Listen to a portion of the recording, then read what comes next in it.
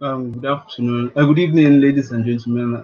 Thank you for joining us as we examine education in Nigeria's correctional facilities. And joining me to examine this evening is Mr. Mahfuz Alabidun. Mr. Alabidun is the executive director of Inmates Educational Foundation, based in Lagos, Nigeria. The other guest that's joined us is unable to join us this evening. That's the Deputy Comptroller-General of the Nigerian Correctional Service.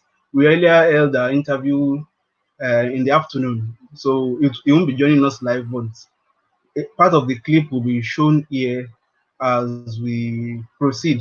So in the meantime, so for this time, we'll just continue with Mr.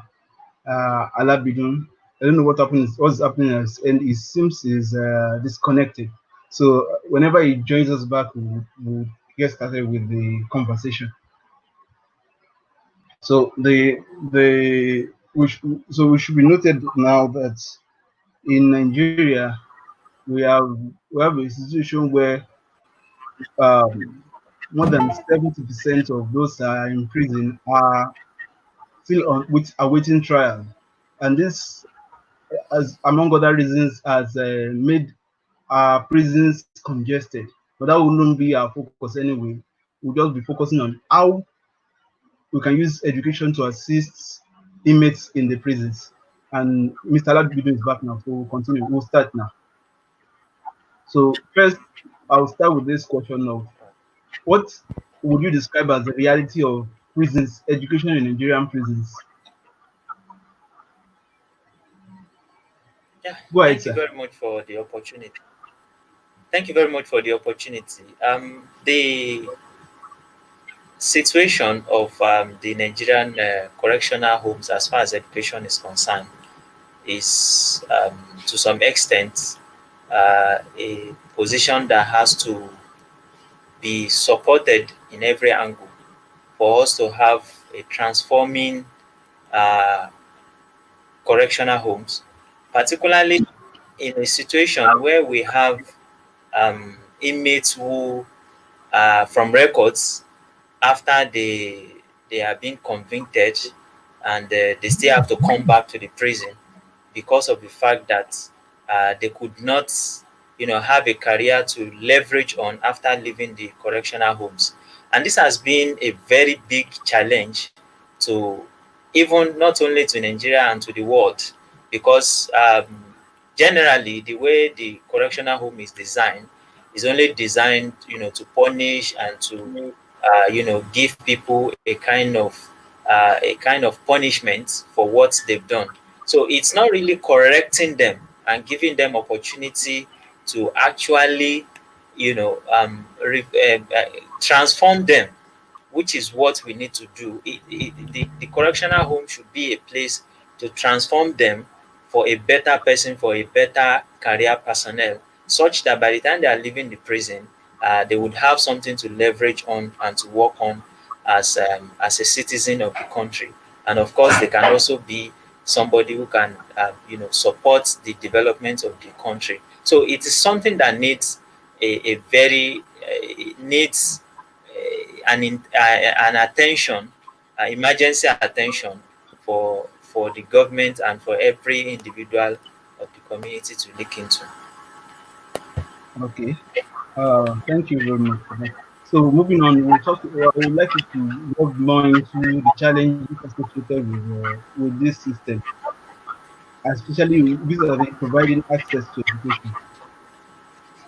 Yeah, the challenges are enormous because let's start from the government, who are the number one, who we feel are in charge of everybody, whether old, young, tall, short. Uh, the provision that is provided as far as education is concerned in the prison is more like they are not even providing anything.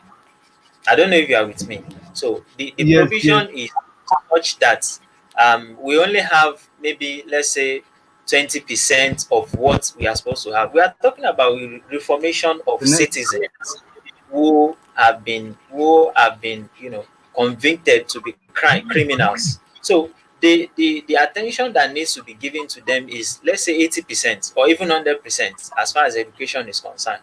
Go to all our correctional homes from Lagos to anywhere in Nigeria, you will see that they only have 20%, and even the inmates are not really given a mandate that before you leave the prison, you must ensure that you add to your certificates.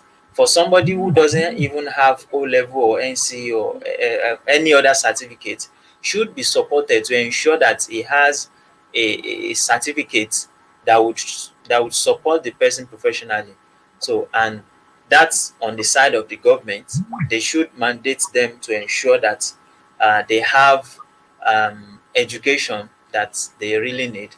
Then, on the part of the citizens, of course, because they emerged before they could be in the prison, they were with us, and now they are in the prison where they could not even access anybody. So we ourselves should also ensure that we support them.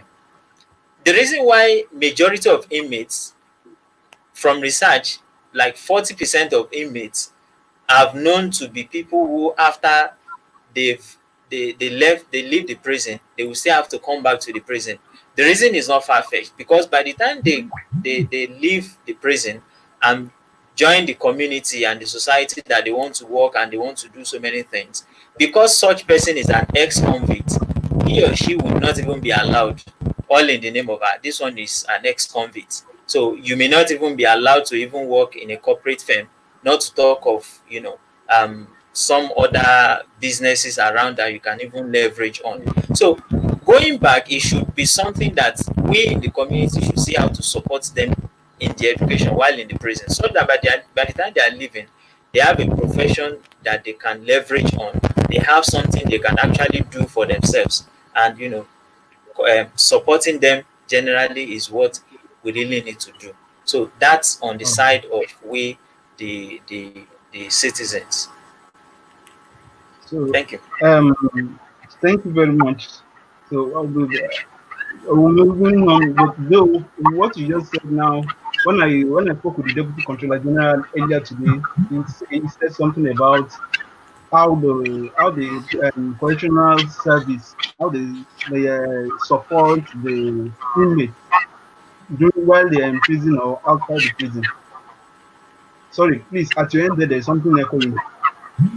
Okay, just go on. Go on. So, Go on. all right.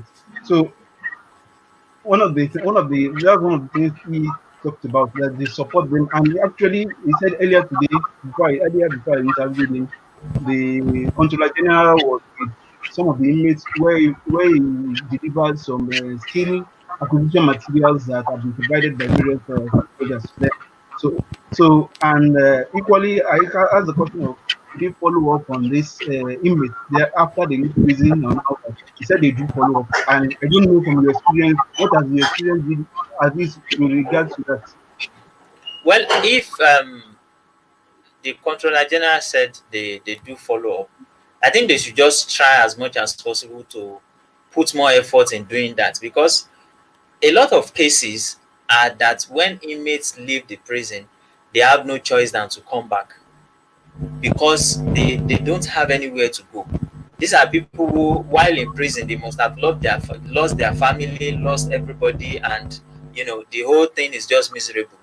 And we are talking about starting a life for somebody who is perhaps 40, 50 years. This is somebody who, before he went to the prison, perhaps he was 28 or 30, and he had to spend maybe 20 years. That's about 50 years. So there should be more follow up, because from our end, these are one of the motivating factors that gave us that that that that we leverage on to say that we want to support inmates with education, because we feel that education is the power, education is key, education is life, education is liberation. So while you are doing that, is just a way to also give them an opportunity on our end. So if there are also some other entrepreneurial skills and so many other things, good and fine. So I just think that such should continue, and from there we can have a free community of crimes and criminals. Well, regarding the okay, I will have, thank you very much for that. So moving forward, I would like us to okay. Moving forward, I would like us to look into the issue of um welfare of the what do you call it, beyond the education that we provide for them, the welfare of the prisoners. In your experience over the years, how much is the welfare of prisoners taken of inmates taken care of? Well, like mine is to go to prison and support with education. But from my experience, what I can say is that there is need for more, because mere looking at even the cell, you know, is overcrowded already, which is not supposed to be. So, and this is as a result of the system of justice and so many other things and a lot. So these are things that the government needs to support with, or else we'll have hardened criminal. You can imagine if somebody is not even a criminal, perhaps circumstances led him or her to the prison, and he is missing and he is now meeting an hardened criminal. Such person can even be, because I mean, there is no hope, and a lot of 90% of prisoners believe there is no hope. The only hope they have is if they can have freedom. So, and the torture and the even the trauma, the psychological trauma they are going through would even assist them to have more hardened, more to be more hardened in crimes. So these are things that they need to support, and the feeding and so many other things needs to be stepped up. So that's it. Uh, so what are the prospects of the prisoner, these inmates? I don't want to use the word prisoner. What are the prospects they have after this the education from your engagements with them, those that have left the prison? Maybe you can share some of the experiences you've had. How do they cope with life after prison, after this education that has been given to them?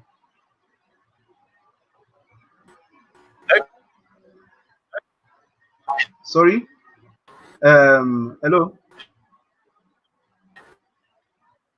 hello, sir. We lost the connection there. We lost the connection there. Maybe if you had been saying something, you would have to start all over,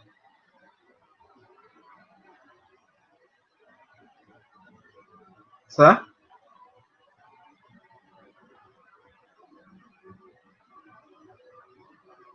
Okay. Meanwhile, I would just like to read some of the comments that we have here. So, thank you. While we are waiting to Recap return here. your question. Okay. Oh, sorry. Okay. Before I just go into that, I can see some of the comments here Yes, commending maybe our speaker. So, but recap. Yes. we'll come to the comments later. So, I will repeat the question. I asked about what from your experience over the No, years. I've not been saying anything because I need to get your question clearly. Clearly. Okay, Recap your sure. question. Not that I noticed that you got disconnected at Okay. some point in time. So the question again is that from your experience, what would you describe as the prospects of all this education that provide for the inmates after from based on those that you have trained in the past? What's their success rate and all things like that from your end from your organization or from general experiences that you've had interacting with the educating the inmates. So what's the prospect of educating them?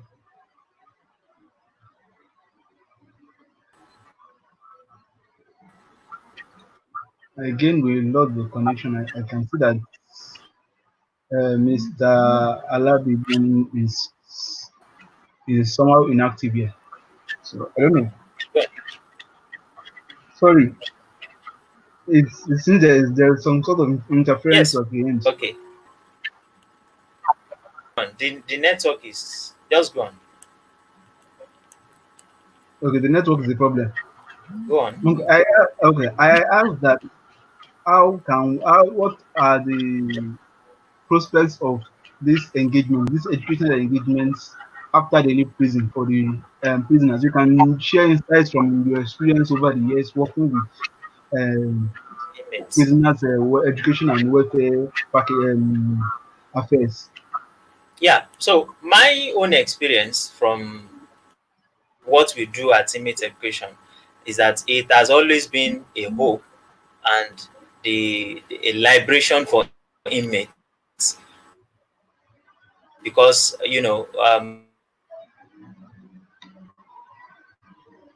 even by doing that they are not engaged with anything serious. So the only thing you can do is to go to classes and learn. So they see it more as a respite, as a support, a liberation for them. I was there once, and one of the inmates appreciated us and he said, Kai, if he knew that such thing could exist before he came to prison, perhaps he would have been doing it even before us. So, these are things that they feel that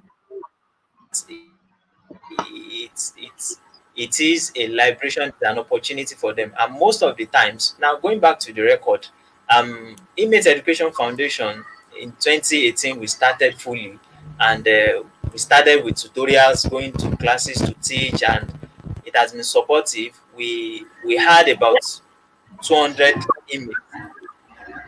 Are you there? Yes, yes. Proceed. Okay, so we had about 200 inmates who started with us from Kirikiri medium prison, maximum.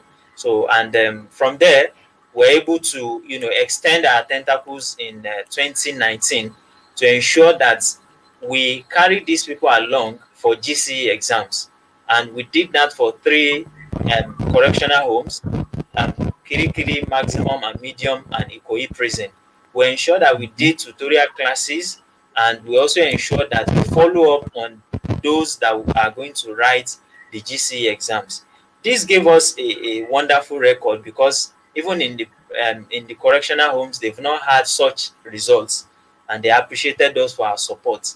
So we can say that after the exam, we had about 300 inmates who had their O level successfully, and we are expecting that if not for this global pandemic, majority of them should be in the National Open University by now, if some of them would not have left the prison. So our project for this year, we started with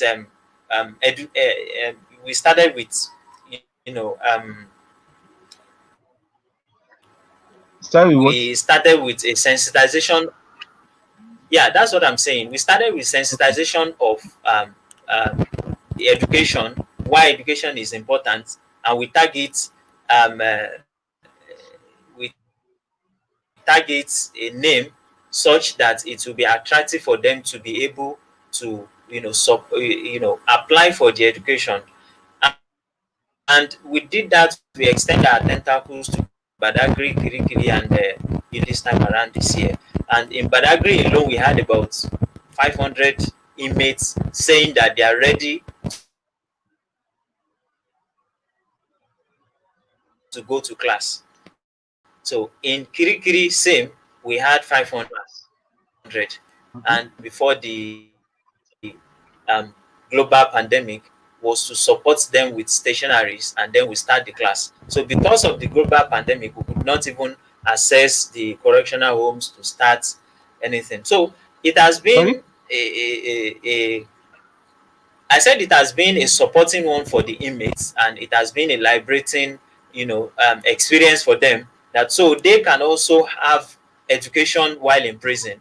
I've seen somebody who even said that he could not even read and write, and we told him don't worry. And I think that person was almost 40 years or so. We told him don't worry, in just 3 months or so our tutors will be ready to ensure that you can read and write. And we have a lot of them who also have similar cases too. We have young ones who are just 18. You can imagine how the case is, somebody of 18 years who could not read and write. So we need to bring those people up. And so it has been an experience, an interesting one. And we also have people who are coming currently in National Open University who are also having challenges in maths, English, accounting. These are courses that they need teachers to actually support them. So these are some of our plans for this year before the whole global pandemic. And we hope that everything will be done before the end of the year so that we can go back to class with them. Yeah. All right. Uh, sorry.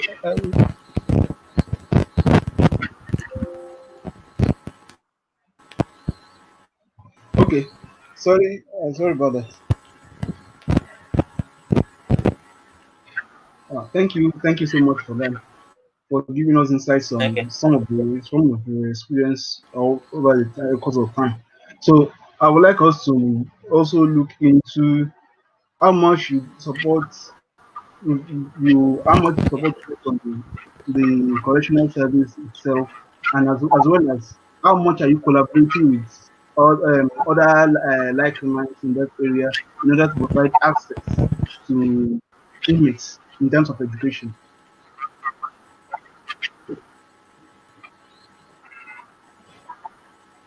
Well, I must appreciate the um, correctional center management. They've been a very good supporting striker to the system, because I could remember the few times we wanted to, have the first approval to, go to all the correctional homes in 2018.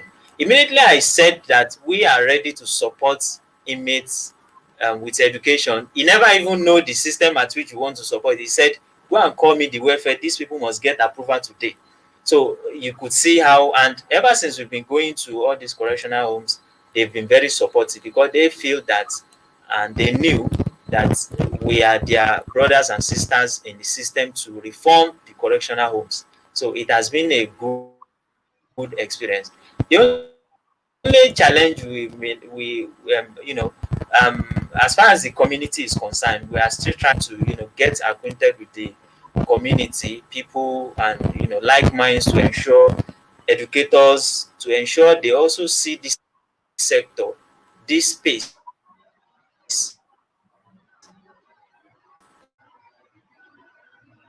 of the inmates as a space that can also be reformed.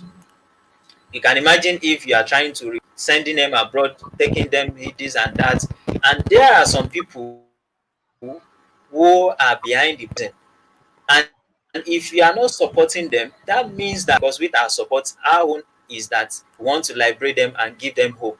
But then if there is no support, I don't. I pray they won't strike, or I pray they won't come back to be criminals who would even disturb you that think you have the education.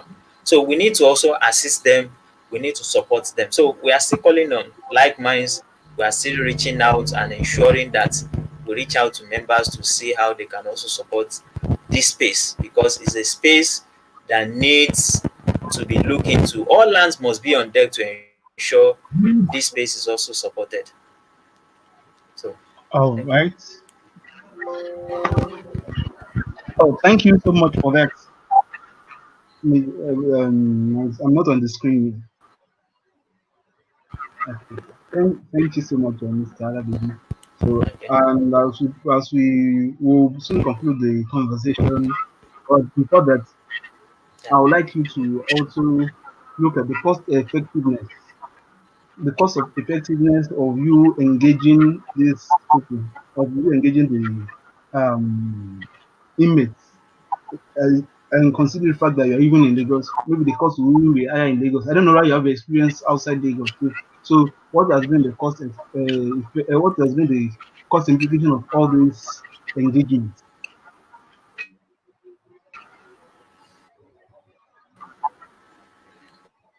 So, I'm just Well, asking this question honestly, it has not been interesting because in order to Lagos is full of traffic. continue. Lagos is full of. Continue. Okay, so like I said, Lagos is a busy place, even in the world. Let me not, but I know Lagos is busy. is the busy place. So many a times we dedicate a day to ensure that we achieve this. So and many a times we use our funds, personal funds, and I mean a lot of our volunteers are students like myself. I'm also a student, and we contribute from ourselves to ensure that this is done, and we meet people. Some of our lecturers also support us who believe in the system and who believe in the in the struggle, also support us. But frankly speaking, it has not been interesting. But I think it's a passion that keeps us going, and it's a passion that keeps us moving. And we've been having records. We have records, and by the end of this year, we hope to also do some. We hope to do some of a documentary of some of our activities for the last 2 years, for people to know that we are not actually joking. We mean business. We also need people to support in this regard. So that's it. All right.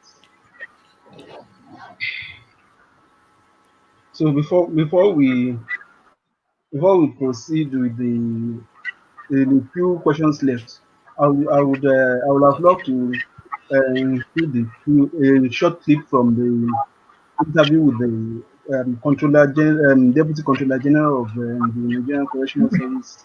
Maybe I will include it at the end. But Okay. so it will Okay. also give insights. That clip will give insights into various ways in which various stakeholders can come in terms of supporting the inmates, especially through education and all that. So Yeah. I think in that clip, from what I gathered, there, it focuses on the collaboration, as I said. So before we end this conversation, as I said, I would like you to um, take us through the process, maybe from your own end. What's the process of engaging with the inmates or engaging with the Nigerian correctional services in terms of education? What's the process I want to go through in Nigeria, anywhere in Nigeria? What's the process from your experience? Though the Deputy Controller General already answered the question earlier, but from your own experience, what is the experience like? Well, my own experience may not be rich as the controller, because they own the system. They know the system more than I do, to ensure that we have a liberated community in the prison.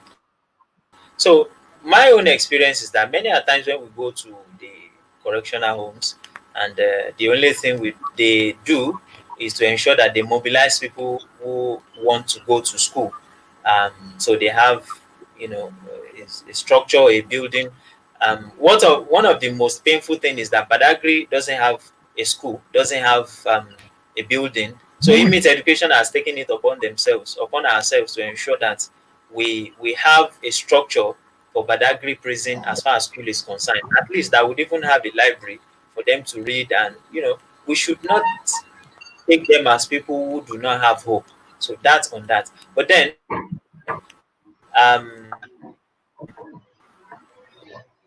some other correctional homes like Kirikiri Maximum and Medium, Ikoyi, and some other in Ogun State, they also have a school structure, even if some of it are not even standard, but we are trying to see how we can make it more standard. So they come to school. So, we, our volunteers, will have to test you on some of the levels that they feel you can cope. It doesn't matter your age, it doesn't matter your stature, it doesn't matter who you are. If you are what to be in the lower class, you'll be enrolled into the lower class. If you are to be in the higher class, you'll be enrolled. And from there, the classes continue. And most times we communicate to them the days that we'll be coming to school. That okay, we'll be coming so day, we'll be coming so time. So just prepare yourself, ensure. And one of the most interesting thing is that I think there's a leadership in terms of the schooling. Some of the inmates too, who are educated before they get to the prison, are the principals. Some of them are even the administrators, the school administrators in terms of stationaries. So once you need anything, you go to them, they give you. So if we as inmate education are donating anything, we hand it over to to the school administrator who are also inmates. So they are the ones that would, share some of these things to them, and Oh, all right. they give them based on request. So these are some of All right. Thank you so much for that. Uh-huh. yeah. Thank you so much, Mr. Alabidun. So we've already touched on almost all the areas that we needed to cover. So for the sake of those that may not, that are just here, just on this page for the first time, you can follow the page either on Facebook, whether you're on Facebook or YouTube. You can follow either one. The video will be uploaded later. The video of the conversation, the interview with the Deputy Controller General will be uploaded later, perhaps this evening or tomorrow morning. So in that video, he talked about various aspects of how this works and how they are we even touched on the issue of torture and other aspects that cater for prisoners inmate welfare.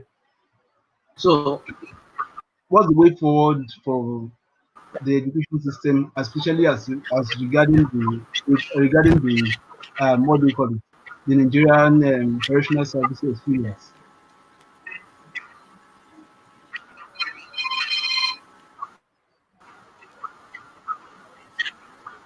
Sir, can you hear me? Okay, well, my own is that there is hope. I believe there is hope. Um, I said I believe there is hope for the correctional, because if people like us, who are youths, who are young, who believe in liberation, who believe in reforming the correctional homes, can actually um, stage this process to say that we want to educate the inmates. So I believe there is hope, and I can say that if somebody, if inmates is perhaps in the correctional homes for 2 3 years, you should be able to have passed through inmates, which is even our goal.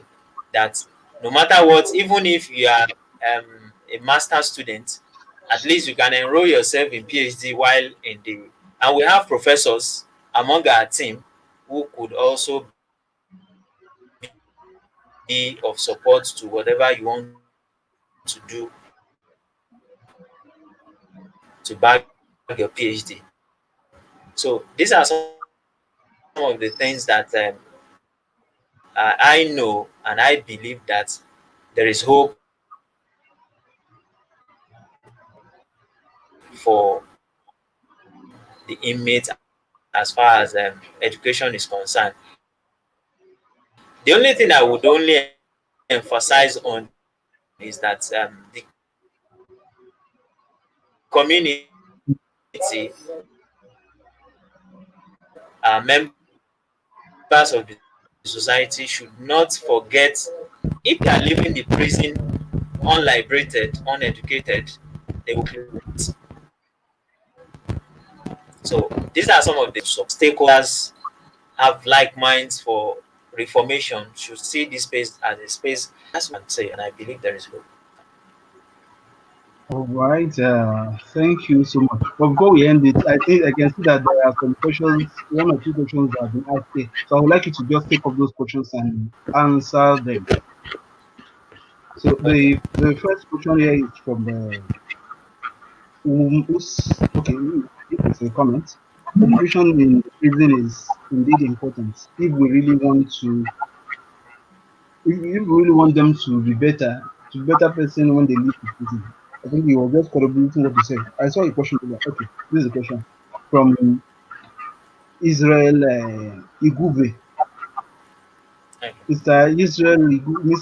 Iguve is asking that at the National Open University, there has a study center at Kurikili. Who is responsible for funding inmate education? And this is, he hopes that the question will assist the stakeholders in the on how to offer assistance. So you can see his question on the screen there. So I would like you to respond to that, sir.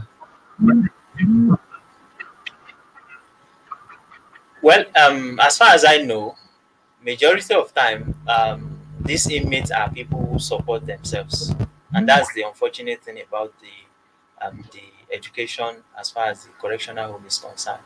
Um, the correctional homes should have been a place where they should have 100% free education. But look at it from this angle.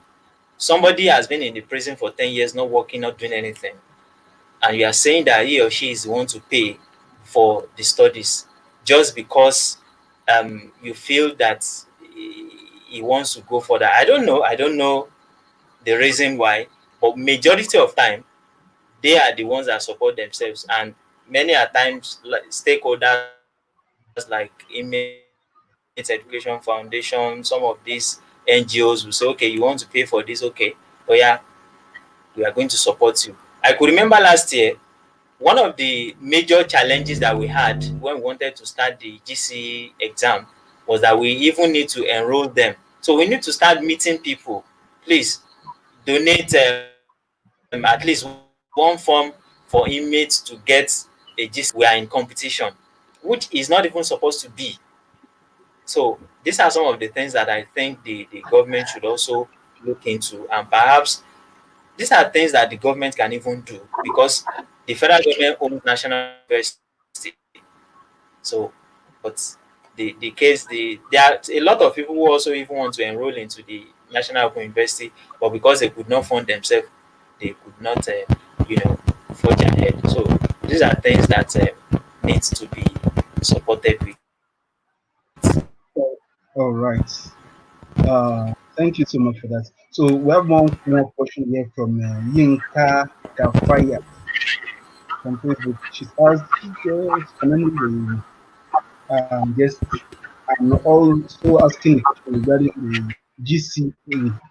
I think she meant the West African Senior School Certificate examination that's written in November, December. So is there any center for that, and Yeah. how can prisoners go about that? How can they assist prisoners to go around that? Go ahead, sir. Go ahead. Go ahead. Yes. There are two centers in Lagos. There are two in Ikoyi prison correctional homes, and there is maximum. So those are the two major centers that is being used in Lagos. So they write their exams, and most times I think the headquarter is at Ikoyi prison. So that is the major center. So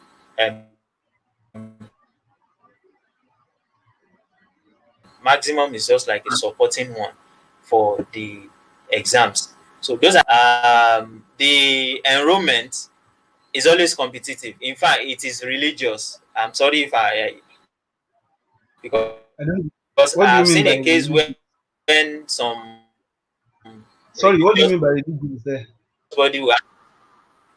yes, that's what I'm saying. Hello. Some religious body will Okay. have, that's what I'm saying. Some religious body will have, are you there? So I'm trying to say that it is always competitive. That's what I'm saying. So because some religious body will say, go to your religious house, ask them to get you a form for GC before you can write GC, which is not even supposed to be in the first place. But this is the situation they find themselves. So, and these are some of the things. So most times they outsource from organization even afford it will pay by themselves. So those are the ways that it is being done. So once you are qualified, once you are certified from inmate will enroll you immediately. Our major and core to ensure that they have A's in their results, and of course they can proceed to national university from there. So that's the way it's done most times. Okay. One more question, sir. Well, especially with regarding what you do at your organization. If somebody wants to Okay. volunteer in the organization, what's the process to go through? Yes. Well, I don't think that's difficult. As far as you have the passion to, to do the struggle, it's very easy. So you can. I don't know how the person can get our contact. So just have our contacts, or maybe You the can person provide it. can actually drop his or her contact with you. Yes, so from there we'll pick it up and we'll do the I think necessary process. beyond that, you That's can the just most publicly easiest disclose thing. you have a website or maybe email they can reach you directly.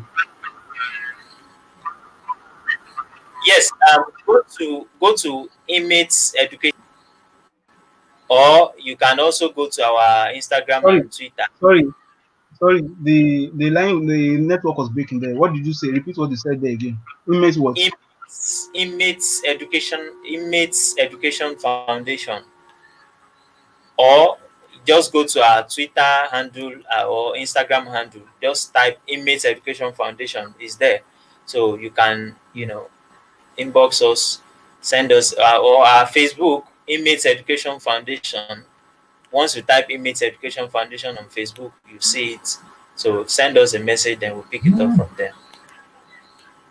Uh, so before you give Yeah. us your closing remarks, I would just like help to watch a 3 minute clip from the interview with the Deputy Comptroller General of the Nigerian Correctional Service. We have welfare Okay. units in all our institutions. We have welfare units. It's a full-fledged directorate in correctional centers. And all the custodial centers, we have people who are in charge of education, inmate education. So they collaborate with various schools and various, both secondary school, even some of them, like today, we empowered 33 inmates in different aspects: hairdressing, carpentry, machinery, barbing salon, tailoring, 37, 33 of them in 7 different skills. This is what we call aftercare. That is those who pass through different training in our custodial centers are empowered after going through stress test 1, stress test 2, stress test 3. They are empowered. And the Controller General graciously today gave them implements, tools, equipment to start these various skills. So we collaborate with other individuals, stakeholders, non-state actors who come in one way or the other. British Council, ICRC, who want in one way or the other to cater or um, sponsor some individual. Even you, I'm expecting you to come and tell me that you want to at least train 5 of them or 6 of them in the school. And what one good intervention, the Vice Chancellor of National Open University, visited Controller General sometime in March for a course visit. There, the Controller General raised an issue concerning the handicap some of these inmates face when they discharge. Because the law is that when you are in correction facility, consultant facility, the university education is free. The moment you are discharged, the government don't pay anything again in their school. So the Controller General intervened, Jafar Ahmed intervened and pleaded on their behalf. And the Vice Chancellor graciously accepted that once you are in, in custody and you commence any educational program in the Nigerian National Open University, even when you are discharged, you are given that free education up to PhD if you wish. So it's a very big, a huge intervention. So most of them now who are now in school are not, are not, they don't have that handicap again after they are released. They no longer, because some of them don't have money. Their parents abandoned them. They no longer have money to continue their education. But now with this palliative, with this understanding, they continue with their education until they graduate, until the final bus stop for them. So this is what we do. So, but in all the schools, in all the custodial center in Nigeria, we have educational program. We have officers that are in charge of inmates training and production. In fact, in Abuja here, we have what we call ITP, inmate training and productivity. It's headed by a Deputy Comptroller General. So you see, it's a very huge directorate, and that shows you how important their education is to us. All right. From there, we can see that it's important that we note there that for for inmates in the Nigerian custodial service, they have access to free education through the National Open University. So I think that is the point that we should take from this conversation here from the Deputy Controller General. So the full video will be posted later, as I said. So you can, if you are following on Facebook or YouTube, you can follow the page or subscribe as the case may be, so that you have access to the video whenever it's there and other contents relation to the education sector that we produce here. So we still have with us Mr. Mahfuz Alabidun, the Executive Director of the Prisoners Educational Fund, Inmates Educational Foundation, rather. So I would like you to give us his closing remarks before we end the conversation. Yes, Go ahead, sir. my closing remark is just to say that having education is prison is actually a catch-up, and the only way to support them is to ensure that whatever situation, whatever level they are, we should ensure we give them the moral support as people. We should ensure that we give them the moral support, we give them every support that they need, and we ensure we give them hope. Of course, having a dent as somebody who has been convicted, doesn't mean that you can't be a better person or you can't be somebody who can even build the nation. So these are things that we tell them all the time that we have classes with them. So I just want to say that people of the community should ensure that they support them and give them the moral support they need. And with that, we can have a free community full of operated minds who can actually, be a society, a community developer after they've left the correctional homes. So, of course, my last word is education in prison is a powerful, is the powerful of life. Education in prison is like a power full of life. So giving them hope, giving them um, a kind of hope is like giving them a power to also live their life. Is like liberating them. Thank you very much. Uh, Thank you so much, sir. Thank you so much, Mr. Alabidun, for joining us this evening. So to carry on with this conversation and the nearest future further. So you should noted that within the next within this by the end of this month, it would have been a year since Nigeria got a new law and attempting to reform the prison system. Yeah. Mainly, it comes So with the correction. changing of the name, and among other things, we also see that there are so many there are so many reforms in terms of making sure that the reasons given, the what do you call it, the issues of um taking long to convict suspects is reduced, and to also ensure that the prison system, or sorry, the correctional system, as it is called now, is reformatory rather than debilitating to the inmates. So I just read this comment from okay, the comment from Mr. Iguve again, agreeing with the Deputy Controller General regarding what he said about continuous sponsorship for ex-convicts educational programs. He says that this is key to solving the problem of reoffending, which the criminal justice system is struggling with.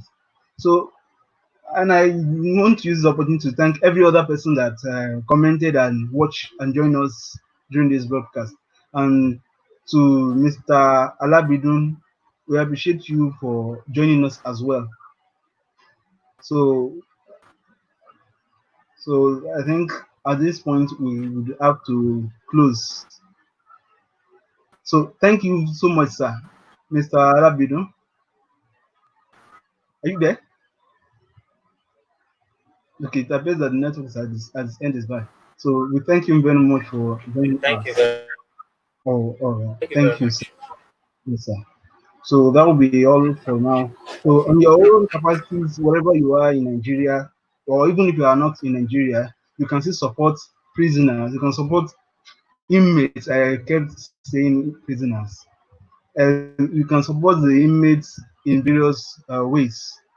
It's either you are donating to them, you are providing, you are providing volunteer. You are providing your skills and all that to them in various ways you can. It can also cover a wide range of other areas. You can volunteer with NGOs already working in that. You can donate. You can you can just visit any prison, even if you don't have anybody that you can work with. You can visit any prison if it's your tailoring skill you want to volunteer and teach them, or you just want to volunteer you want to provide medical aid. You can go with your friends. Maybe you are celebrating your anniversary, your whatever thing you are celebrating. Instead of just going to amusement park and entertainment places, you can also use the opportunity to benefit these people that are vulnerable in the society in terms of their education and welfare. So that will be all for this evening. And it's like I said, the full video of the Deputy Controller General will be shared with us. Will be shared on our pages later on Facebook and YouTube especially. So that will be all for now. Thank you very much. I've been the host Abdul Salam Amo. So good evening.